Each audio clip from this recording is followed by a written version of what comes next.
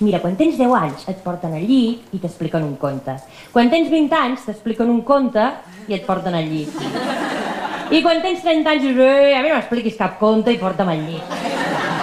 Quan em vaig separar del meu exmarit, d'aquella vida de casada, de merda que portava, la primera sensació que em va venir al cap va ser com la de l'anunci de laxants de la tele. Alivio inmediato. Traspassar la barrera dels 30 és com entrar al concurs del Ahora o Nunca. Has de triomfar. Ahora o nunca. Has de tenir un fill. Ahora o nunca. Has de trobar un tio. Ahora o nunca. Em posa molt estressada aquesta moda del culto al cuerpo, tot el dia culto al cuerpo. Què? No vull seguir la moda del culto al cuerpo, què passa? Pues que no folles, vale, vull seguir la moda del culto al cuerpo, què tinc que fer? Cuidado amb el rellotge biològic, tic-tac, tic-tac, Tic-tac, tic-tac, tic-tac, tic-tac, que t'empatarà un guari.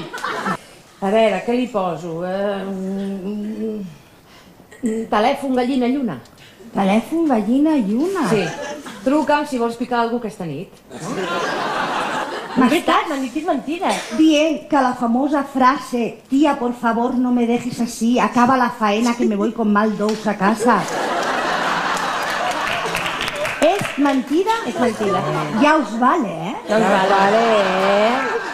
Ja us vale, eh?